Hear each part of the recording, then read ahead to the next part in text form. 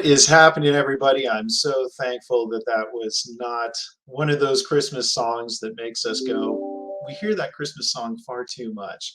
So many different versions of Mariah Carey comes to mind. So, such a great intro. Thank you, Marco, for that. And although we just celebrated Thanksgiving here in the States a few days ago, this is our stuffing special, but stuffing in a different sense. So we're going to be getting into something that's extremely popular right now in the industry, and that is the pre-roll segment.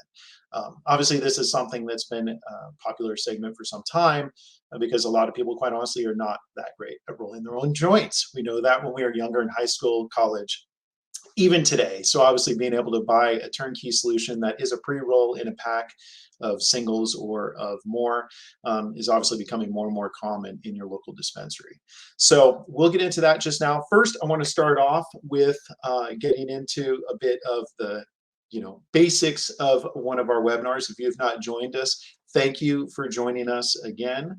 And thank you for joining us for the first time. I am Lance Lambert. I am the head of marketing and business development here at GreenBroz. Definitely an industry advocate and very much a supporter of the industry in general and the community. I'm very excited to have a few friends on today. One is Jocelyn Shelstraw. So we are in a few different network groups together.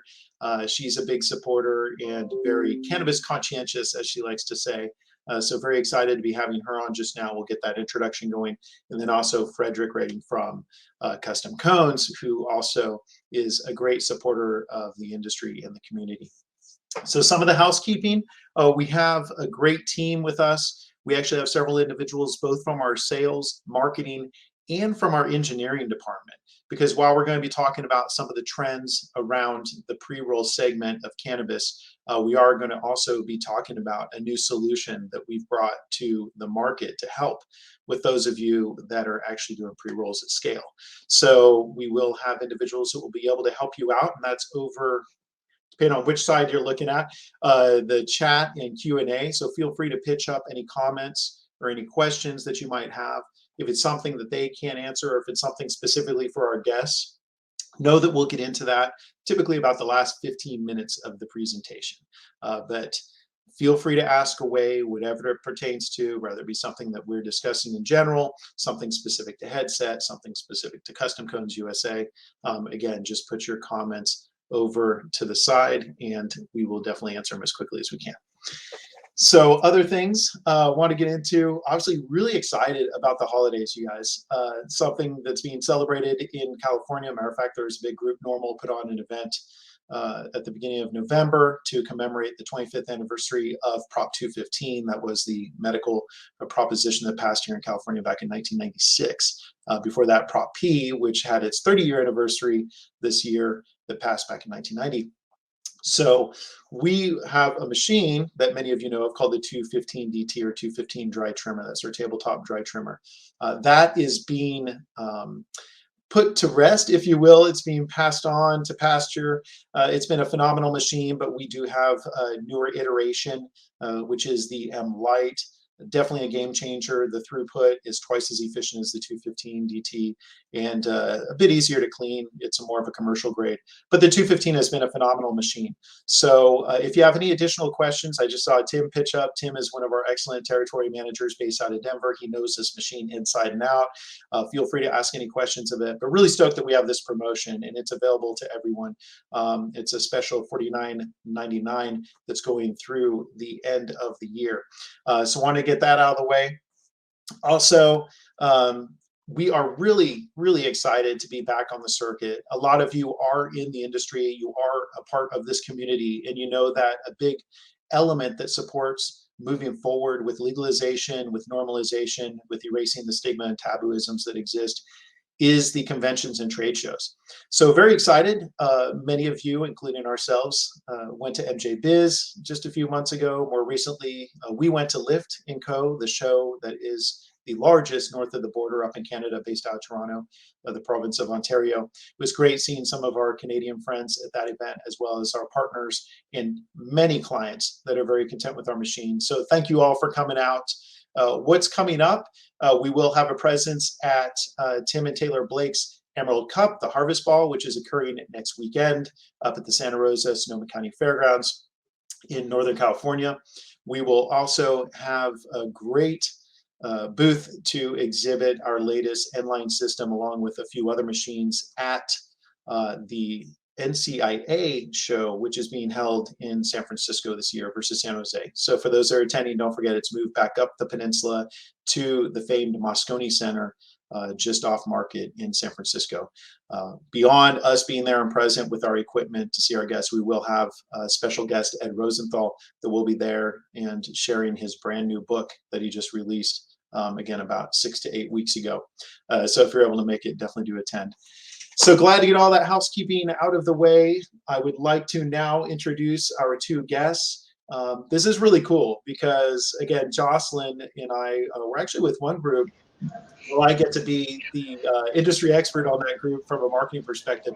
She is the industry expert from a data perspective. And some of the individuals, and you can vouch for Jocelyn, they are some big hitters in the industry that come onto that call. And I love how they depend on you and look at you as that resident expert within that group and within the industry, but specifically within our group. You're always feeding them the latest stats and telling them what SKUs are moving, what aren't. So thank you. It's so nice to have you on this call. Yeah, no, I'm so happy to be here. And to clarify, I'm not an analyst. And I think what I bring to the table is that I simplify what I'm learning. I study the markets all across the country or all across North America, and I make it really simple to understand. And sometimes people find that resonates a little bit more than our analysts that get very into the weeds. So you make the sense out of nonsense, as I used to like to say in digital media, right?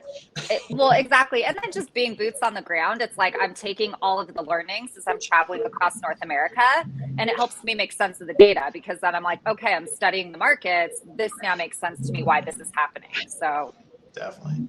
Awesome. Well, thank you. We're big friends and fans of Headset and what you and Cy and the whole crew are doing up there. So thank you again for joining us.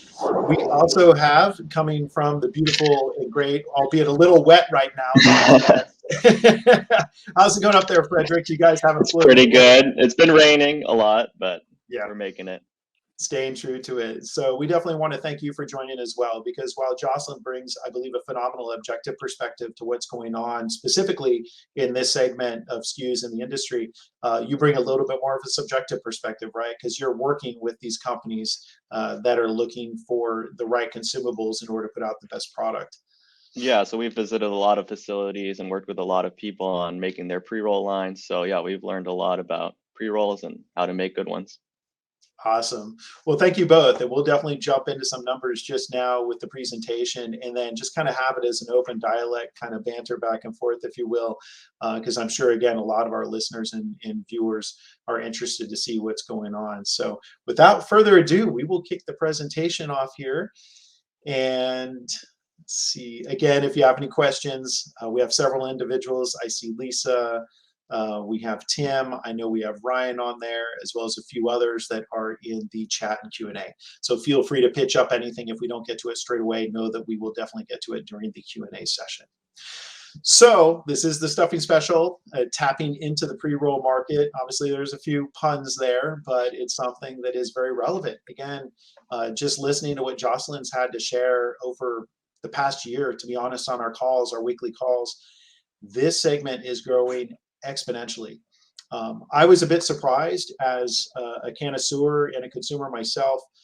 I thought people would pull back a little bit from flower and kind of move more into concentrates in light of obviously the pandemic. That didn't quite happen though. If you can kind of give a little overview here, Jocelyn, it kind of went the opposite direction, right? Well, it did, but not to start initially at the start of COVID. So from March to May, we started to see declines in pre-roll sales. And so I'm based in California, and it was really interesting because the declines were pretty steep, so much so that we saw some producers completely pivot their business. Like Sublime Canna is one of those that's based in Oakland. They were doing vape cartridges, and then they started to see these declines happen. So they and at the same time, there were also some interesting nuances that were happening in the pre-roll category, but they shifted their business into focusing on pre-rolls at that time. But what we saw from March to May was that there were those sharp declines. And basically at the start of this year, we've started to see that increase. And there's a couple notable things that I'll talk about that we've seen happen. But a lot of categories, flower in particular, we've seen some declines. And so for edibles, pre-rolls to be one of those categories that is consistently seeing growth over this year, that's really exciting. And it signals to our team that there's a lot of future growth that's still to come. Now, looking at that from even more subjective, so is this something, Fredrik, that you all saw as well on the supply and demand side of the consumables as it pertains to pre-rolls last year or earlier? Yeah, definitely. Things have been really picking up, specifically on the mini cones or the dog walker size. And I think because of that, that's been a lot more accessible, especially during COVID. It's more of a personal type of pre-roll rather than the 1 grammers that have been more popular. Definitely. I've seen that too. That's one thing. We ran into a group, company Pinners out of Ontario. And that's what they said. To your point, they had the smaller, I believe they're 0.3 little skinny guys. And I was quite impressed with not just the format, but to your point, hearing how much they've been growing over the past several months, just with someone, to your point, wanting that just quick, it literally, that's the reason why it's called a dog walker, right? Something Yeah. go around the block and be one and done. So very cool. So what are we looking at here? So outperforming overall market growth, obviously that's what we're seeing, right? The slight dip in COVID, as you mentioned, Jocelyn, and then it just moved up from there. Yeah, exactly. So this is aggregated data. So this is looking at total aggregated sales in California, Colorado, Nevada, Oregon, and Washington. Each state, depending on the regulations, depending on how many manufacturers there are in that state or in that Canadian province, you're going to see different trends. So we see a different percentage of market share for pre-rolls in each market. It's going to go anywhere between 7 and 11% of total sales in the market. Actually, I was just looking at California sales, and it's at 12.7% over the last year of our total sales in California. It's the 3rd largest category right now.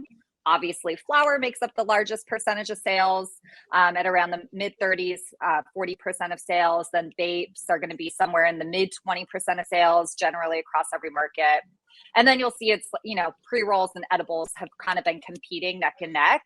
We, especially throughout the pandemic, have seen some interesting trends there where it's kind of shifted back and forth. So edibles became the 3rd largest category at the start of the pandemic. As I was mentioning, when we're seeing those declines in pre-roll sales, that was simply because, people are concerned about respiratory diseases at that point. People weren't sharing joints at that point. And that's where I was mentioning, when we saw Sublime Canna shift their business, it's because they shifted it into the mini pre-rolls. So we saw a lot of exciting advancements there, which then had the category as a whole grow. So a lot of this market share is really dependent on the individual state or provinces, regulations, and just kind of what that ecosystem looks like for pre-roll manufacturers. But there's a lot of opportunity that is existing right now, in particular in the infused segment as well. We've seen a lot of growth of infused pre-rolls, and that's also translating into the mini pre-rolls as well. I'm not seeing as many producers that are doing mini infused pre-rolls, so I think that's an area of opportunity for people, but it's certainly happening. So that's an interesting point, because that's one thing that we've seen a bit of a shift. We have a few different machines, obviously our specialty, the Alchemist line, and what it does is a dry sift keef solution for the end user. And especially north of the border, as mentioned, we have Lisa, one of our territory managers on here, and she's over provinces east of Winnipeg.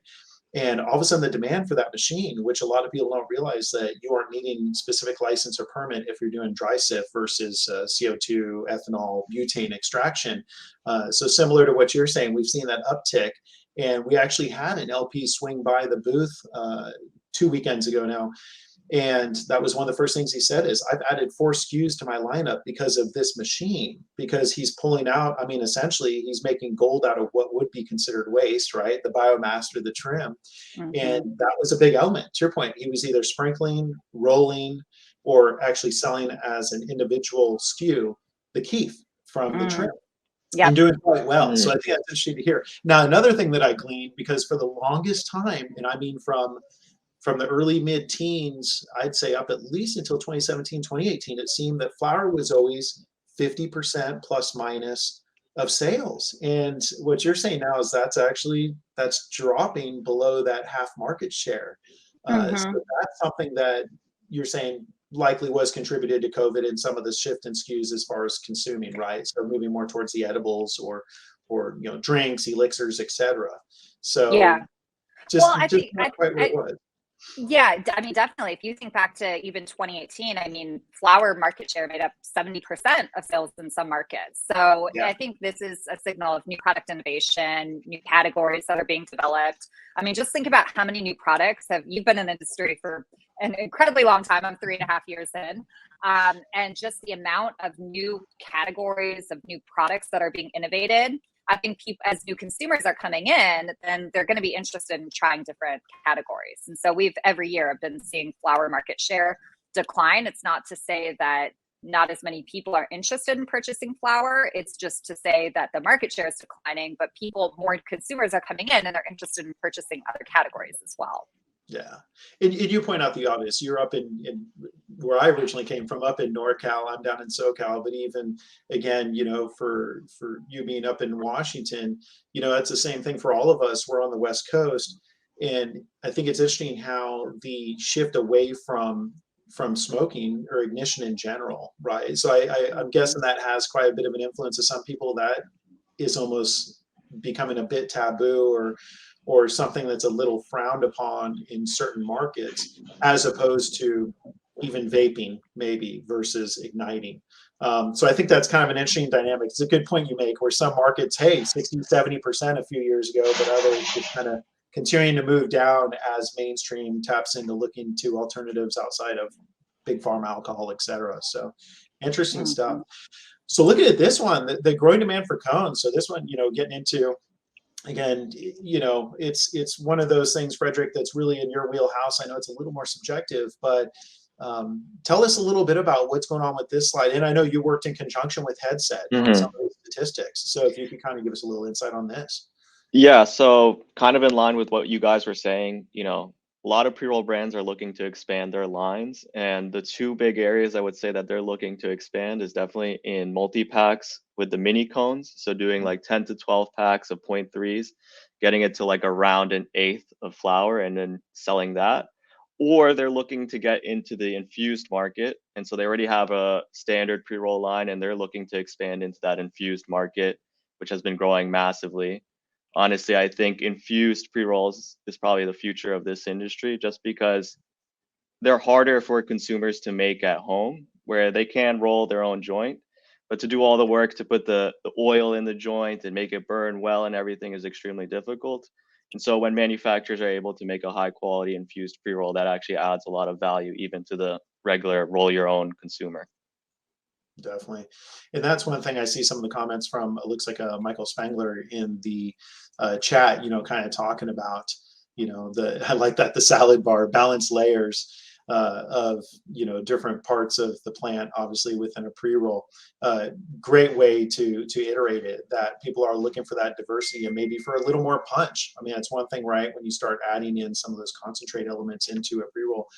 I think the thing too, and even just up the road from me, Pacific Stone, which they have, like you're talking about, Fredrik, essentially, like I believe it's a 12 pack. It's a case of these smaller pre-rolls.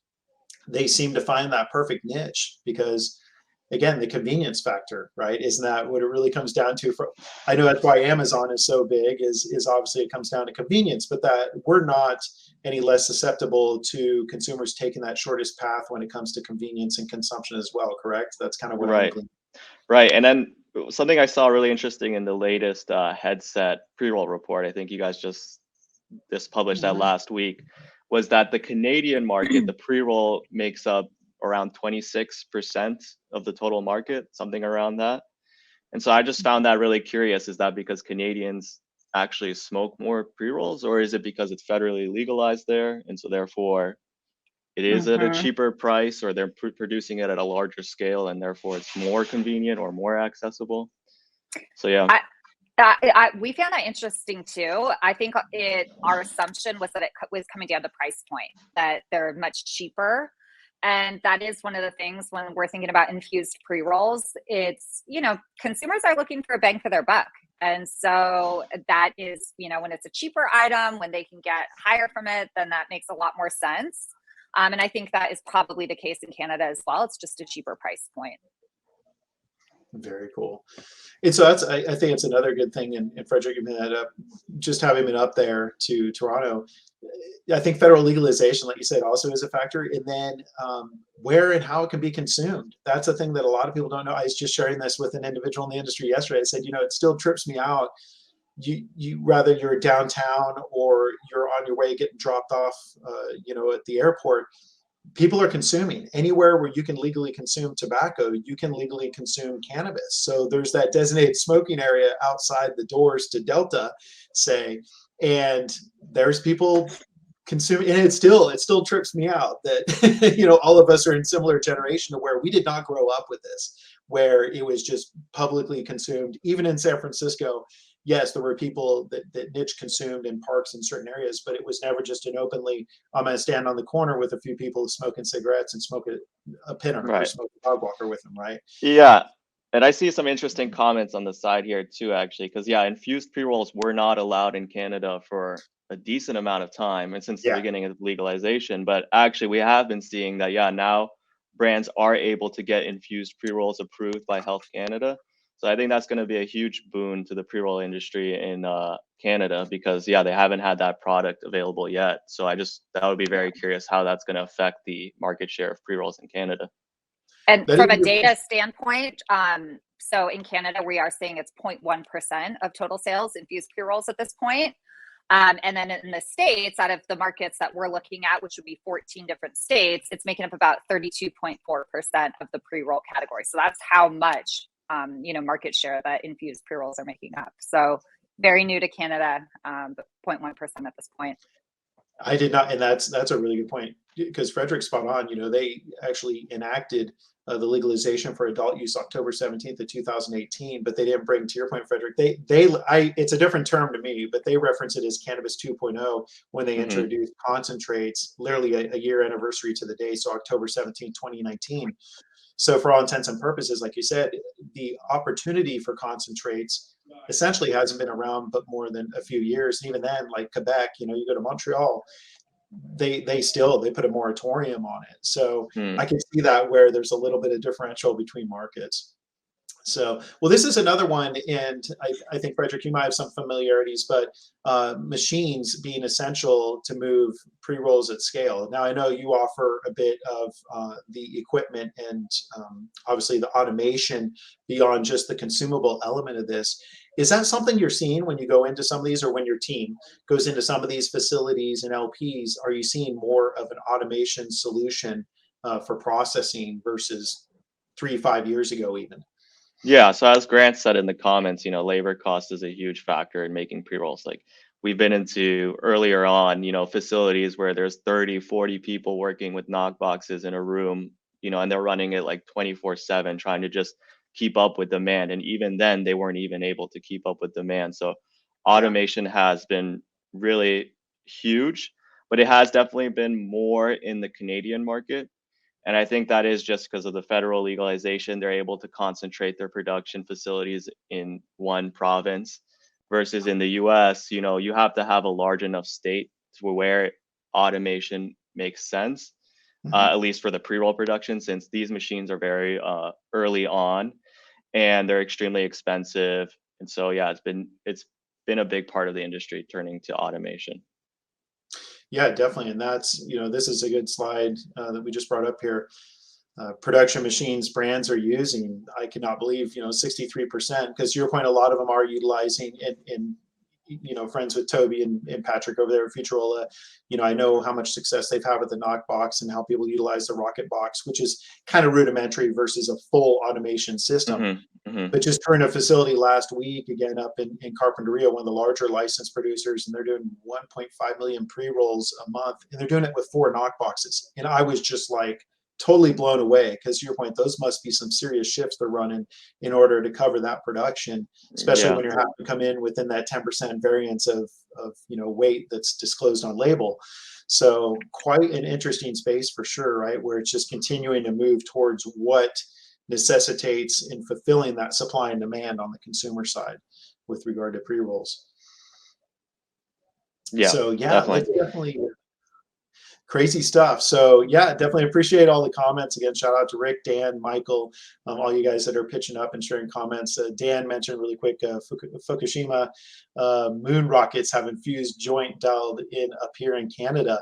I think those guys are on the west coast. I believe they're in BC, right, Dan?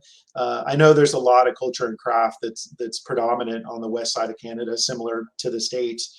Where they're a little more open-minded. Yeah, they definitely, that's what I've been hearing. So great to hear that things are catching up. And I know there's a bit of demand up there as well for Canada. It's not all new consumers. There's definitely that existing culture and mindset towards cannabis being the solution for consumption for individuals, rather it be medically or recreationally.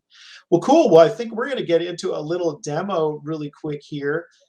See if Emily's ready to queue up. So we'll have Jocelyn and Fredrik, all of us will take a break right quick while we do this quick demo on our all new Model G. We want to bring this into the conversation. Obviously, we were just talking about automation.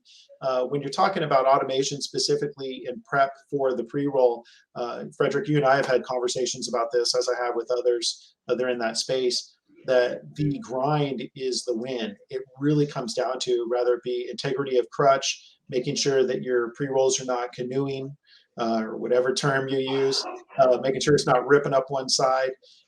That's all a factor. So it's similar to painting a car, and sorry, I'm a gearhead, so it's the best metaphor I know. We always say that when it comes to painting a car, 90% is in the prep. And I really feel that that's synonymous with pre-rolls too. So much goes into what it takes to actually make the pre-roll versus the process itself of the pre-roll being made. And so automation is a big factor. And that's something that we saw as a gap I'd say about 3 years ago, when GreenBroz really started looking into this. And we fast tracked it based on this information that I kept hearing from Jocelyn and seeing from Fredrik, where this industry is going with regards to this segment. And we really expedited and fast tracked this project on the back end because of that need, because of the need for individuals to scale up, but to still scale up with quality and consistency while still having efficiency. So we'll all kind of take a break. And Marco, believe Emily's queued up and ready to go. So we'll pass it.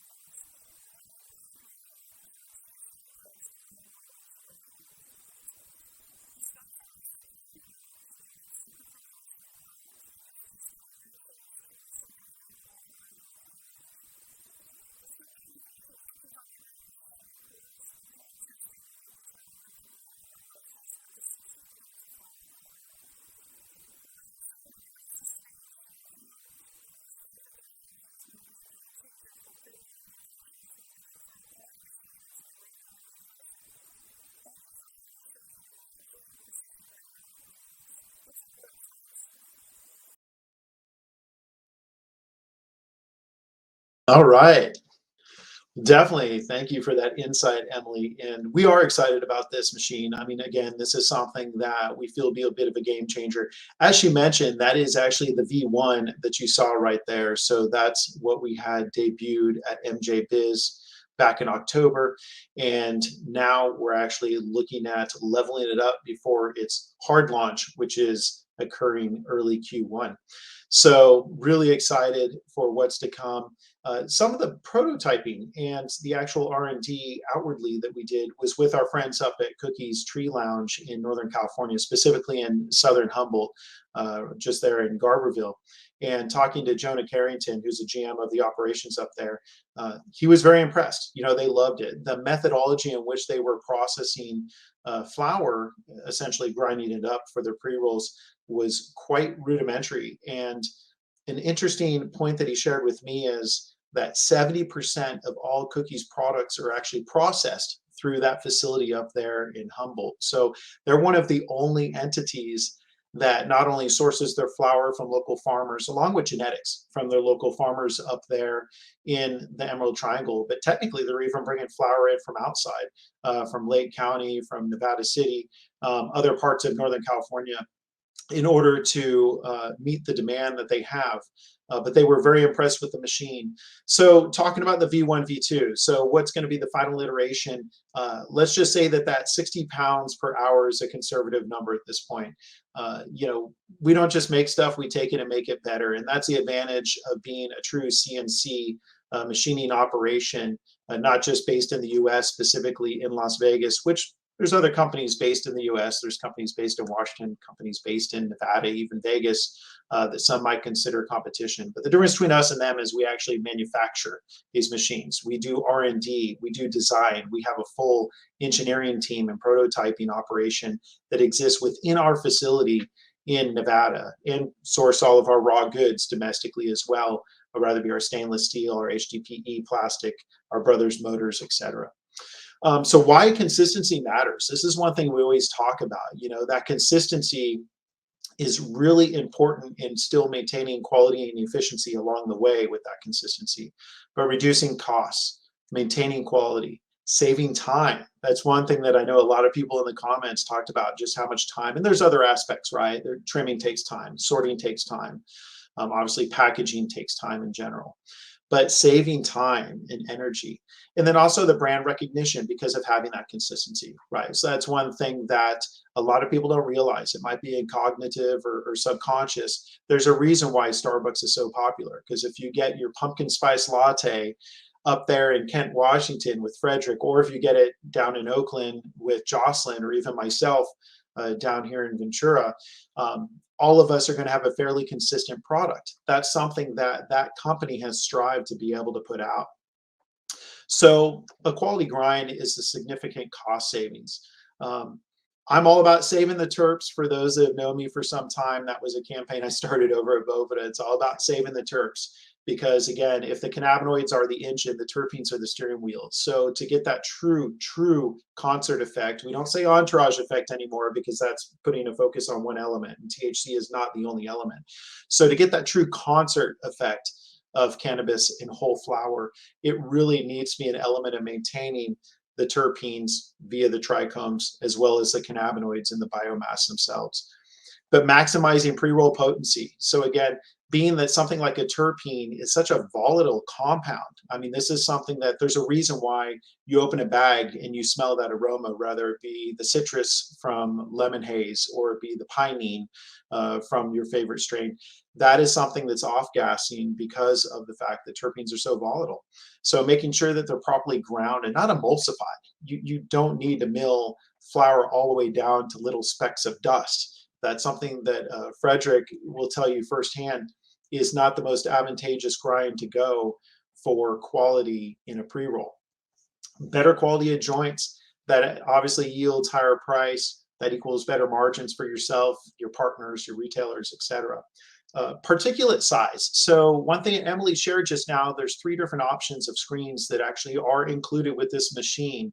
And the different sizes are a 1/8 inch, 5/32 inch, and a 3/16 inch.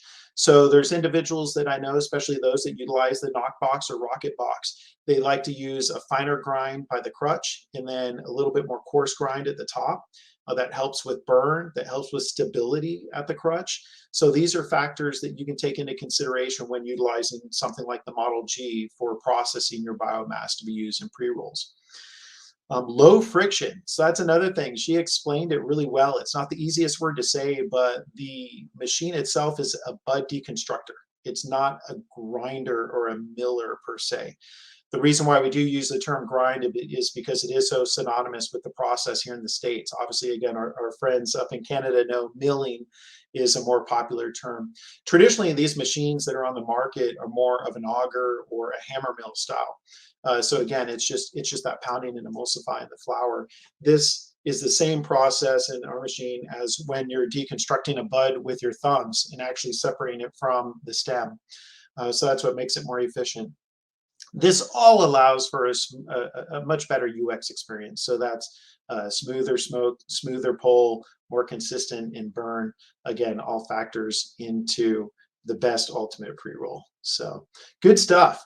Definitely appreciate you all listening in. I want to bring back on Jocelyn and Fredrik right now, because again, there's some good conversation. Oh yes, sorry, Jake, I could share the screen sizes again. And I'm sorry, I'm really good at metric conversion, but not so much when it comes to measurement in this regard. It's an 1/8 inch, a 5/32, and a 3/16 inch. So you definitely have from that smaller to more of that standard grind that exists. So cost, great question, Ryan. So the cost on the all new Model G is coming in at $39K US. Another nice bonus about that we offer is a full year concierge service. So what this means is any issues, any problems, we either can handle it remote via Skype or Zoom or FaceTime, or we bring out our support team to you, or we bring the equipment back in to us for updating for any repairs, miscellaneous service that's needed. So you have a full concierge service on the Model G from the first day to purchase through that entire year. That is something that's being offered through the end of this year for the pre-order sales. For any additional questions on that, definitely feel free to ask Lisa, Tim, and the team in the chat. But again, stoked to have Jocelyn and Fredrik back on. So what do you guys think as far as like the future going forward? I know, Jocelyn, we're going to be catching up at NCIA. I think you might be coming up for Emerald Cup in a few weeks. I know we're going to see more people consuming pre-rolls than ever. What do you think as far as the numbers? Do you think we're going to keep seeing them going in this same kind of linear direction over the coming years? Oh, absolutely. Yes, our team is very bullish on pre-rolls. It's been interesting looking at who consumes pre-rolls. And I think you touched on it earlier. You know, a lot of people don't know how to roll a great joint. And we're seeing a lot of women that are actually in some states and in some demographic groups, women will over-index in pre-rolls, meaning they're purchasing more pre-rolls than men. So one of the things there is, it's probably an assumption to be made that, women aren't rolling pre-rolls as much as men have been, especially millennials. So we expect that to continue. I expect to see more branding that's targeted to different demographic groups. We also see older generations because they grew up consuming pre-rolls or joints. You tend to see them still that being a primary form factor. So I'm looking forward to seeing just more branding and the evolution of those brands develop for different demographic groups. And then, as we've been touching on earlier, I expect to see continued growth in the multi-packs and in the infused category. Yeah, and I have to say, I'm not sure. I'm trying to remember. Did you make it up to Hall of Flowers a few months ago? I was sick and I missed this Hall of Flowers. Oh my God! Headed down there next week. Yeah. Okay. So you're going to one in Palm Springs. Great. Yeah. You'll see. That's one thing I was impressed by was the latest in formats and variations of pre-rolls. To your point, I have it in my stash safe, but wish I pulled it out to share. One of them was interesting. It was in a tin, which that whole movement started by you in San Francisco. God, like 4 years ago when people started using more of the traditional cigarette tins. But they had a strain or cultivar specific pre-rolls. So I thought it was a really cool where they had these 5 different iterations and 5 different, and then they had, well, I'm not a big fan on on the moods, because we all have our own endocannabinoid systems, and obviously how we intake is different from individual to individual. But it did at least kind of give you an idea of, this is something that's a little more sativa dominant, so this would be more of a daytime consumption, versus this is something that's indica dominant, that would be more of a nighttime solution. I was so impressed, because to your point, something like that didn't exist a few years ago, right? I mean, it was just a pre-rolls, a pre-rolls, a pre-roll. I remember people using it as a loss leader. If you're a first-time customer, get a free pre-roll with your first order. It was such this afterthought as far as SKUs go for our industry. So interesting. Oh, I want to share on this, because Jocelyn, you shared this the last time we caught up.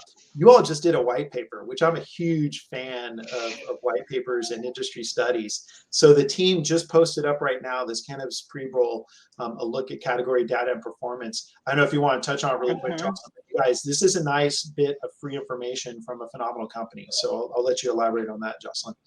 Yeah, so for this specific report, what we did, and actually I should first clarify, all of the data from Headset is coming directly from the point of sale systems in dispensaries. And so what we do is we're taking all, the dispensary will give us access to their point of sale data, and in return, we're giving them a platform that takes all of that data, analyzes it beyond what the point of sale would do, so the dispensary knows what inventory to restock, who their customers, et cetera. So then what we do is we aggregate all of that data. And then once we have a statistically sound enough sample size of data in a state or province, generally seeing somewhere between 20 and 30% of transactions in that market, then we turn on our insights platform, which is that aggregated data. And then we can start reporting in real time what people are buying and who's buying. So for this particular report, what we wanted to look at was, what were the category differences for pre-rolls in the US versus Canada. So we were looking at 4 Canadian provinces. We were looking at 14 US states. So it's going to be aggregated for all of those markets combined. So it's going to be a higher level view of what's happening with pre-roll sales. But as Fredrik mentioned, there were some interesting things that we found there, like there's a higher percentage of sales for pre-rolls in Canada than in the States, somewhere between that 7 to 11% in the States. We break that out by market, so you can see what percentage of sales is going to each of those different markets. It talks about the infused segment and kind of breaks that down as well. So it's a really good high-level overview of what's happening in the market. And then for anyone who's interested in more details, that's where, you know, more of the nuanced information, pricing information, discounting information, that would be coming directly from our platform.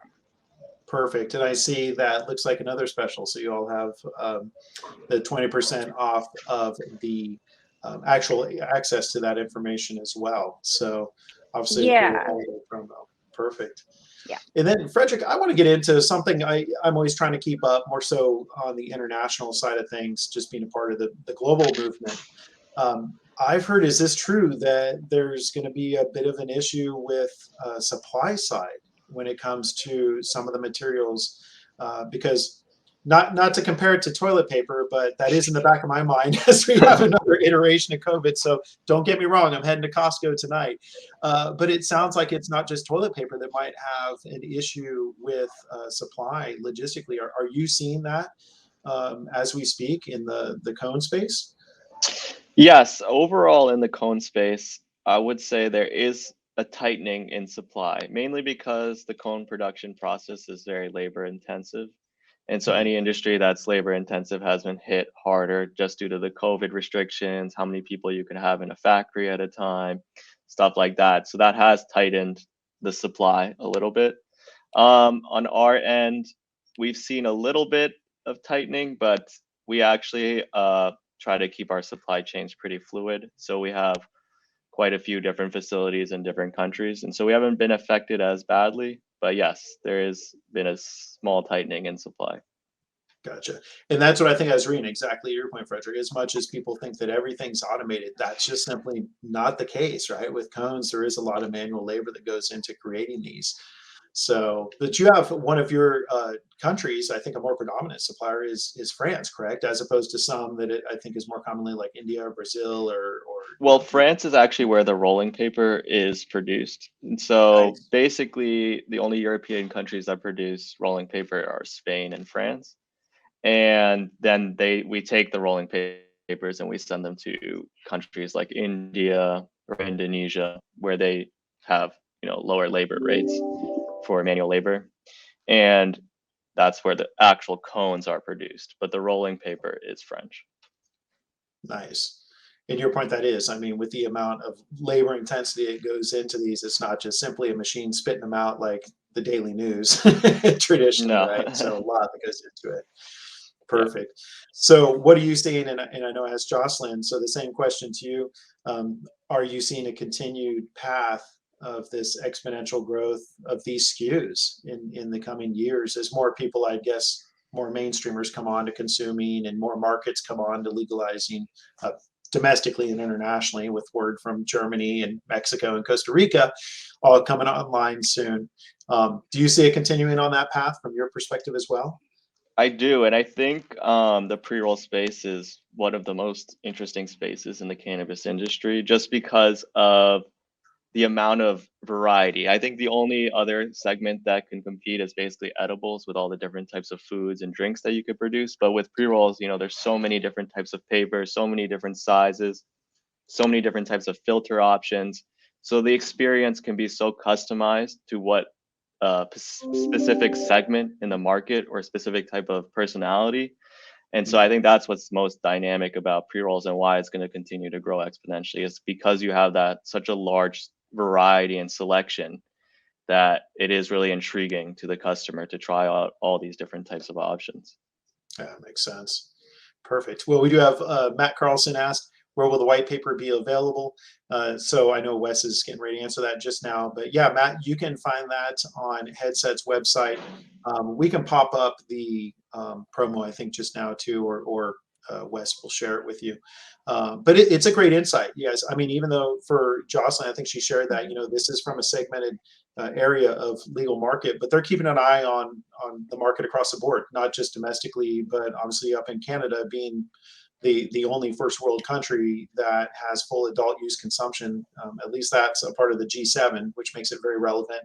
Canada being a Commonwealth country, along with Australia and others, it is important to keep an eye on that market, because they do have a very strong foothold still on the international space. So it's nice that a company like Headset is keeping in touch with what these trends are. So rather you're a producer, processor on the back end, or you're maybe a distributor or retailer more so on the front end, this is information that will help you. We need to depend on more than just tea leaves and tarot cards to figure out what's happening in the future. We need people like Jocelyn and the Headset team to keep us abreast. And it's applicable to people like Fredrik and myself as well, to know what's going on with industry trends.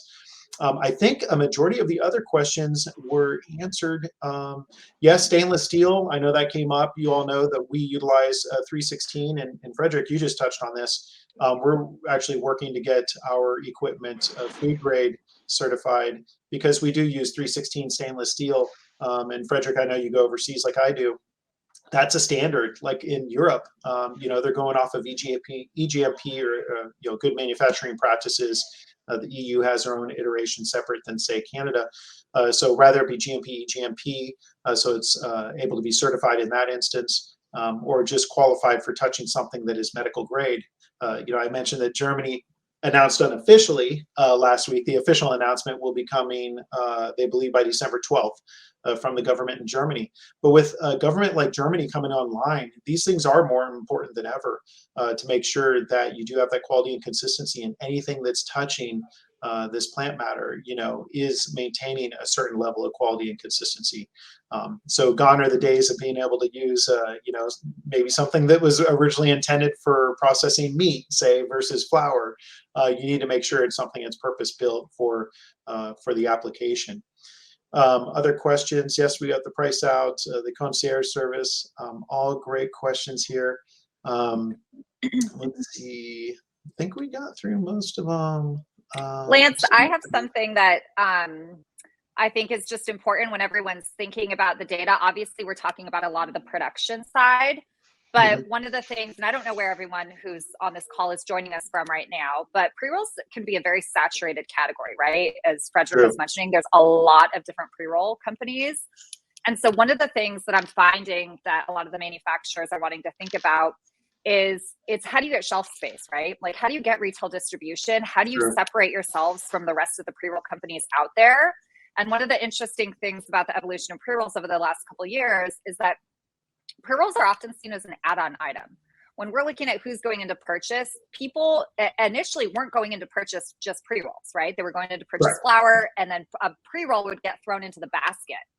And so what we want to think about is, if you are producing, depending on how many SKUs you have, if you're just a pre-roll company, then you want to think about your strategy as, okay, should we be pitching our retailers as this is an item that you want to have next to the shelf at the checkout point?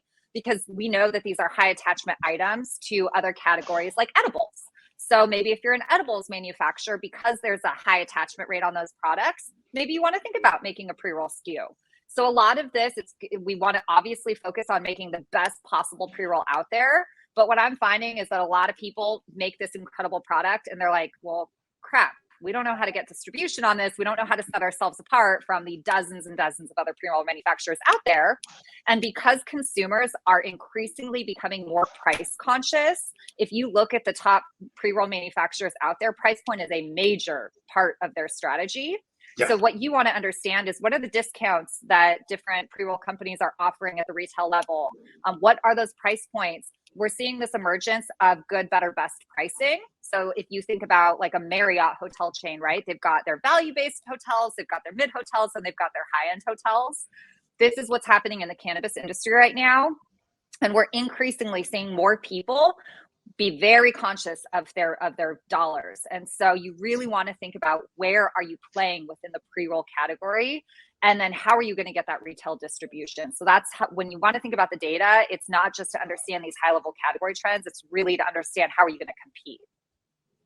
So it's great. So you all are almost kind of giving a little bit of a blueprint, if you will, or the architecture for an approach to tackle the market, right, for these individuals. Because you're right, a lot of the individuals that are on the call that join us are coming from, they might be vertically integrated, they might just be on the manufacturing and processing side, they might be on the distro or even just on the retail side, but they're coming from all different angles and have some sort of skin in the game, if you will, on where things are going for pre-roll. And again, I think you make a very valid point. So much has changed, again, to it being a loss leader or a value add or an acquisition play for these SKUs, even to the shift in quality. I remember, and I'm sure you heard this, Jocelyn, you've been in the Bay Area long enough, you know, people, oh, well, that's just trim. That's just, you know, that's the C's and D's, that's the bottom or the quads, whatever, you know, that's not the mids or highs of the plant.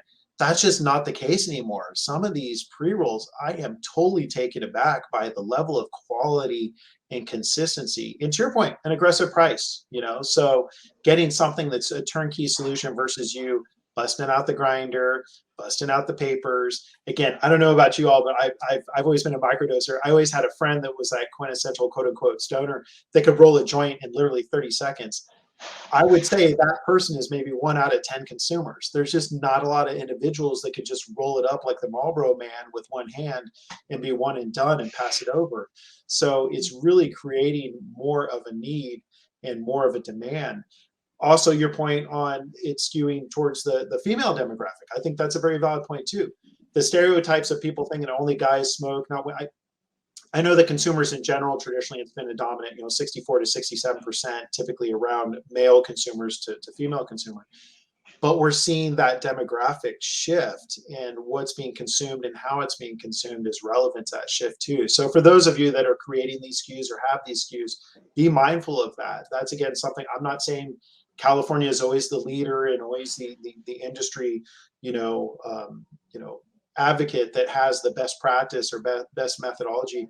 But I think, to your point, Jocelyn, that's one thing I'm seeing is certain lines and certain product offerings that are being cognizant of that there is a growing side on the female demographic of consumers, and you need to cater to that. It doesn't need to be skull and crossbones and thug life type packaging. It should be something that's softer and more, more nod to the mainstream, and a little bit more catering to a variety of consumers, old, young, male, female, etc. So I think it's very valid input. Cool. Well, any last words from either of you? I know we're kind of getting to time here, but any final words or thoughts on pre-rolls in general that you want to share?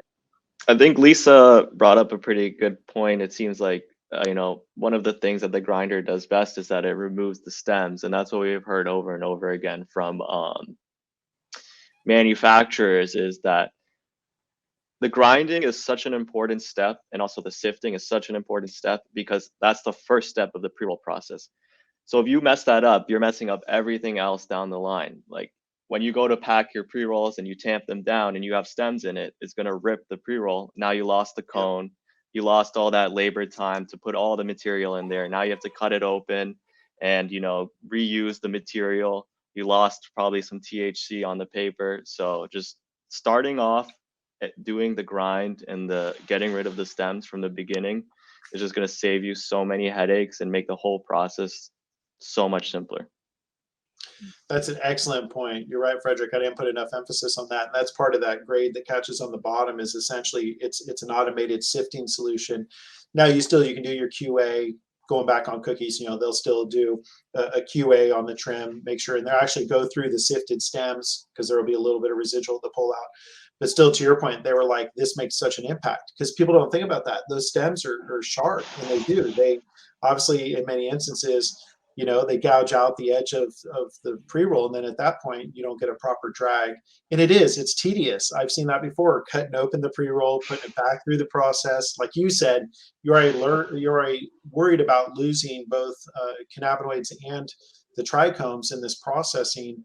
You know, for you to have to take it out and redo it again, obviously that could be a factor in quality as well. So definitely a major element. Appreciate it. Jocelyn, any final thoughts or feedback on your side? I would say, you know, knowledge is power, truly. And cannabis being not federally, you know, legal, every state, every province has its own nuances, its own dynamics. And I'm seeing a lot of differences based off of the regulations from each state. So Oregon is a brief example, having a lot more product variety, Washington having a lot more product variety, California than some of the East Coast markets. That changes the whole dynamic, right? That changes the whole ecosystem in your market and who you're going to be competing against and what products are available. So knowledge is power. Understand the market that you're competing in, who those players are, and then try to learn from other states, and especially states that maybe have, if you're on the East Coast, look at what's been going on the West Coast and really learn from that. And just try to do your best to apply that. It'll be a good learning for you, but nothing is the same in this industry. But the more understanding you have, the better off you're going to be. Extremely well put. That's one thing I was just on a call with an individual that's working with the government in Germany this morning, and he is asking about some of the best practices and obviously some of the misses for the California and Canadian markets in specific. And he's asking that because he said, we don't want to make those missteps. We want to know where we can avoid, you know, obviously going off path, and where we can come up with the best solution for the consumer and for obviously the government and all those involved. Phenomenal point. And like you said, it's happening on an international scale. I remember being in Vancouver, there were 5 prime ministers that were visiting LPs during the Lift & Co show. It was January of 2020, just before the lockdown. And I was very impressed with that, how you literally have head of states coming from other government entities to figure out how to do it, because while every market is unique, there's still enough similarities to learn from them, right? I mean, it's something that none of us can deny. So great feedback. I really want to, again, thank both of you. Thank you, Jocelyn. It's always a pleasure getting to hear the latest insights and information from you. Thank you, Fredrik, for giving your perspective on the industry, where things are going, and specifically perspective to the pre-rolls. Both of you, it's been a phenomenal pleasure. If anyone in our group wants to reach out to these individuals directly, I would recommend LinkedIn. All of us are very active on LinkedIn for additional Q&As. If you have any additional questions on the Model G or just general questions for GreenBroz, reach out to info@GreenBroz.com. You can also reach us on any of our handles. Thank you both again. Hope you had a wonderful Thanksgiving. Have phenomenal holidays, and we'll look forward to seeing you and all of our listeners and viewers soon. Thanks again. Have a great week. Thank Bye, you. everyone. Bye-bye.